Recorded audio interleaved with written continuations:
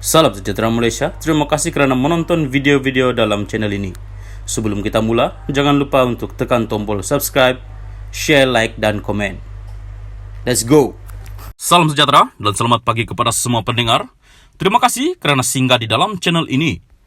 Berita pagi ini dipetik dari Malaysia Kini bertajuk Ubatan generik tak berkesan, turunkan tekanan darah Najib. Berita penuh.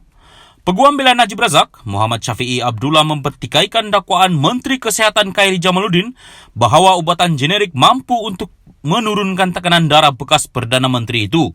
Peguam itu juga mendakwa kementerian pada awalnya menyatakan mahu memindahkan Najib dari Hospital Kuala Lumpur HKL ke Institut Jantung Negara IJN. Semasa sebutan kes rasuah, 1MDB Najib membabitkan penyelewengan dana bernilai RM2.28 bilion ringgit di Mahkamah Tinggi Kuala Lumpur. Syafiee membuat dakwaan mengenai ubatan generik sebagai respon kepada laporan berita berhubung kenyataan Khairy semalam. Peguam itu memberitahu mahkamah bahawa tekanan darah Najib hanya mula turun selepas diberikan ubat bagi penyakit darah tinggi yang asal diambilnya sebelum ini. Sekarang mereka beri ubat yang dia, Najib, biasa makan. Tekanan darahnya mula turun tetapi belum memuaskan, balik semula kepada bacaan tekanan darah asal. Walaupun perubahan semula kepada ubat asalnya adalah berkesan, bacaan dia masih belum kembali normal. Ujian masih dijalankan, kata peguam itu petang ini. Pelanggan saya ada sejarah mempunyai ulcer yang sangat teruk. 3 bulan lalu, dia tidak sedar dia berada di tahap kritikal. Dia kehilangan banyak darah tanpa mengetahui sebabnya. Mereka, kaki tangan perubatan, memeriksa dan mendapati hemoglobinnya sangat rendah. Dia mungkin diserang stroke, tetapi mereka berjaya mengawal keadaan dan dia kembali normal. Tetapi baru-baru ini, dia mengadu sakit di bahagian perut dan dokter menemui ulcer. Apabila disentuh, ia berdarah. Oleh itu, dia sedang diuji untuk memastikan tekanan darah tiada kaitan dengan itu, melainkan ada kesan berpunca daripada ubatan generik. Walaupun ubatnya sama, satu adalah yang asal manakala satu lagi generik, bukan. Bertentangan dengan apa yang dilaporkan dalam media, ubatan generik sebenarnya boleh tidak berkesan seperti ubatan asal, dakwa Syafiee. Sehubungan itu, peguam bela berkenaan memohon mahkamah melapangkan tarikh perbicaraan yang dijadualkan esok kerana Najib masih dirawat di HKL. Hakim perbicaraan Colin Lawrence Square kemudian membenarkannya untuk menetapkan prosing bersambung semula pada 26 September.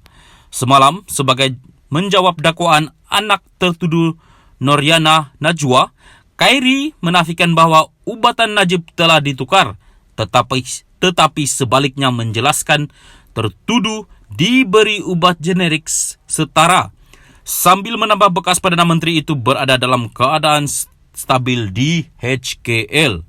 Menteri itu juga berkata, tertuduh tidak perlu dipindahkan dari HKL ke IJN. Ketika ditemui media selepas prosiding hari ini, peguam bela itu berkata, Najib bukan dirinya yang biasa ceria ketika ditemui di HKL. Dia berkata bahawa tertuduh dalam keadaan tidak selesa dan kesakitan, sambil menambah bahawa mengalami ulcer adalah perasaan yang paling teruk. Berhubung kenyataan Khairy bahawa tidak perlu mengantar Najib ke IJN, Syafiee berkata bahawa mereka pada mulanya diberitahu oleh Kementerian Kesihatan bahawa tertuduh akan dihantar ke sana. Peguam itu berkata jika masalah kesihatan anak guamannya itu benar-benar serius, Najib perlu berjumpa pakar. Saya tidak fikir dia, Khairy, betul. Dia harus baca akta penjara, kata Syafiee kepada pemberita. Najib dibicarakan atas 4 pertuduhan salah guna kuasa dan 21 pertuduhan pengubahan wang haram, membabitkan RM2.28 bilion ringgit daripada 1MDB. Dia didakwa melakukan 4 pertuduhan rasuah di Islamic Bank Berhad Cawangan Jalan Raja Chulan di Bukit Kelon, Kuala Lumpur antara 24 Februari 2011 dan 19 Disember 2014. Bagi 21 pertuduhan pengubahan wang haram, Najib didakwa melakukan kesalahan itu di bank yang sama antara 22 Mac 2013 dan 30 Ogos 2013. Pihak pendakwaan berhujah bahawa salah laku dan penyelewengan dana 1MDB dilakukan oleh ahli perniagaan dalam buruan, Lotek Jo atau Jolo dan beberapa yang lain dengan restu Najib.